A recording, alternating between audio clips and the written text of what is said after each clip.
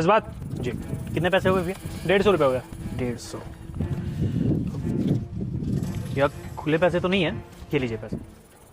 Sir मेरे पास खुले तो नहीं है। अरे भैया खुले पैसे तो मेरे पास भी नहीं है। एक काम करो, आप अपना गूगल पे नंबर बोल दो, मैं उस पर कर देता हूँ। सर वो मेरे अकाउंट की KYC नहीं हो रखी, तो इसलिए मेरे अकाउंट में पैसे नहीं आएंगे। अच्छा आप एक काम करो, आगे ना बहुत सारे शॉप है, आप वहाँ से खुले करा लाओ। ठीक है सर।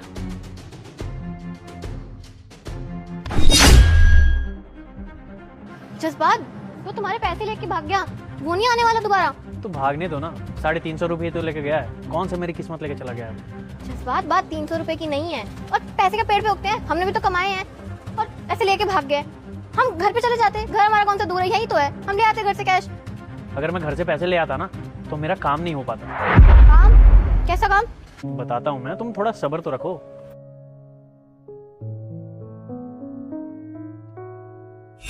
अरे अब हम किसका वेट कर रहे हैं? ये तो नहीं आने वाला पैसे लेके। मैं उसका वेट नहीं कर रहा हूँ, मैंने दूसरा पार्सल ऑर्डर किया है तो उसका वेट कर रहा हूँ मैं, बस 5 मिनट में ही आ रहा है।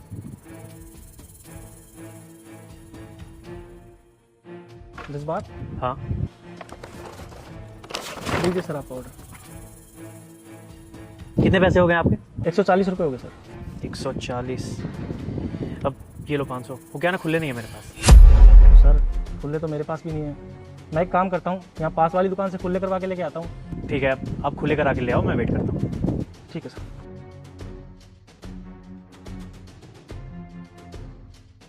जज्बात, ये भी तुम्हारे पैसे लेके भाग गया। भागने दो, मेरी किस्मत थोड़ी ना लेके गया है, बल्कि अपनी किस्मत का छोड़ के गया है। क्या लगा रखा है तुमने? पैसे बांटे जा रहे हो सब में, ज्यादा पैसे आ रहे हैं क्या? पैसे का कोई पेड़ लग गया है? ऐसी बात है ना, तो काम करो, सारे पैसे मेरे को ही दे दो। नहीं नहीं, पेड़ पे नहीं लग रहा है, बल्कि ये पैसे आज मुझे ना कुछ सिखा के जाने वाले हैं। ऐसा क्या सीखने को मिल रहा है ऐसे पैसे बांट के? मुझे भी बता दो जरा, मैं भी सीख लेती हूँ, फिर मैं भी पैसे बांटूंगी ऐसे सब में। अरे प्रीत, थोड़ा वेट तो करो। हाँ, पेशेंस रखो ना थोड़ा, फिर बताता हूँ मैं तुम्हें। भाई तुम्हारी बात है ना, तुम्हारी समझ में आ सकती है, मेरे तो समझ से बाहर है। अरे अब हम खड़े खड़े किसका वेट कर रहे हैं? ये भी नहीं आने वाला पैसे लेके। अरे 2 मिनट रुक जाते हैं ना, उसके बाद चल लेंगे।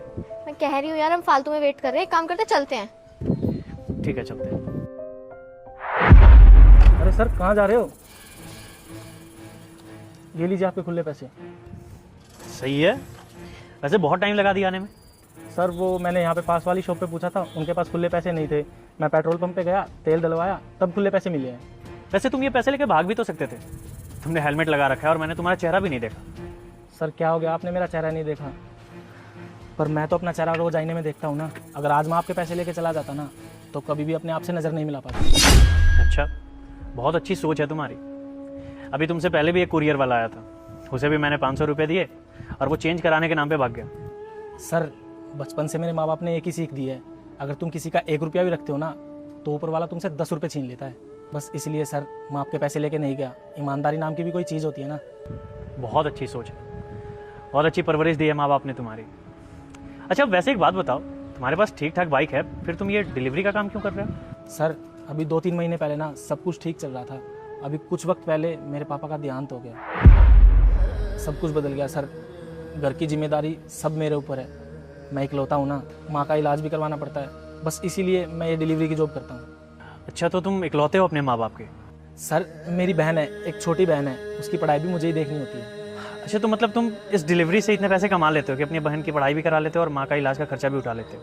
सर ये काम मैं इसलिए करता हूँ क्योंकि बीच बीच में माँ को भी देखने जाना पड़ता है। अगर 9 से 5 की जॉब करता तो माँ को नहीं देख पाता, बस इसलिए ये काम करता हूँ। अच्छा चलो, तुम ये बताओ कि तुम्हारी माँ के इलाज में कितने पैसे खर्च होंगे? सर इलाज में ना 2 लाख रुपए लगने हैं। 1,20,000 तो मैंने जोड़ लिए हैं, बचे 80,000 रुपये, वो भी थोड़े वक्त में जोड़ लूँगा। चलो ये भी सही है। वैसे पता है, किस्मत भी ना किसी न किसी को किसी न किसी के ज़रिए मिला ही देता है। अब मेरे जिया जी का यहीं बगल में हॉस्पिटल है, तो तुम अपनी माँ को वहीं पे एडमिट कर दो, उनका इलाज हो जाएगा। तो तुम मेरा कॉन्टैक्ट नंबर लिख लो, और हाँ, पैसों की फिक्र बिल्कुल मत करना, वो सारे खर्चे मैं उठा लूँगा। सर क्यों मजाक कर रहे हो? आप तो मुझे जानते भी नहीं हो, आप मेरी माँ का इलाज क्यों करवाओगे? वो क्या है ना कि मैं हर महीने किसी न किसी ज़रूरतमंद की मदद करता हूँ, उसके टेस्ट लेकर। टेस्ट? कैसा टेस्ट? मतलब ये कि मैं हर महीने किसी न किसी की मदद करता हूँ, उसका टेस्ट लेकर। अभी तुमसे पहले एक डिलीवरी वाला आया था, उसको मैंने 500 रुपये दिए और वो पैसे लेकर भाग गया। अगर वो ईमानदार होता तो मैं उसकी मदद करता, लेकिन वो पैसे लेकर चला गया। फिर तुम आए और देखो तुम ईमानदार निकले, तुमने पैसे भी वापस कर दिए। तो इसलिए मैं तुम्हारी मदद कर रहा हूँ। सही कह रहे हो सर, वो भगवान है ना, किसी ना किसी को किसी ना किसी बहाने से मिलवा ही देता है जिससे हमारी मदद हो सके। सर आपने मेरी माँ का इलाज करवा दिया ना तो मेरी बहुत बड़ी मदद हो जाएगी। और सर बाकी के 1,20,000 है ना वो मैं आपको दे दूंगा। अरे नहीं नहीं, उसकी कोई ज़रूरत नहीं है, तुम्हें पैसे देने की ज़रूरत नहीं है। तुम जाओ और अपनी माँ का इलाज कराओ बेफिक्र होकर, पैसों की चिंता बिल्कुल मत करना, ठीक है ना। और हाँ, कॉन्टैक्ट नंबर लिख लो मेरा 9850। जी सर, कल मैं अपनी माँ को लेके आता हूँ। Thank you sir, thank you ma'am.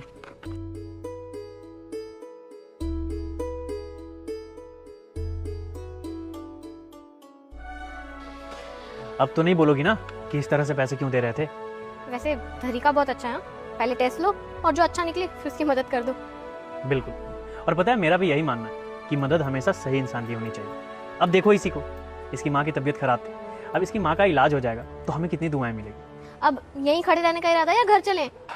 रुक जाओ सरस्वती, माँ के सच्चे भक्त, मैं तुम्हें शराब देती हूँ। आज शाम 5 बजे तुम्हारी माँ मर जाएगी। अगर तुम अपनी माँ को बचाना चाहते हो तो इस वीडियो को एक लाइक करके चैनल को सब्सक्राइब कर दो और इस वीडियो को 5 लोगों तक। चलो जल्दी चलते हैं, मुझे भूख भी लगी है, चलो।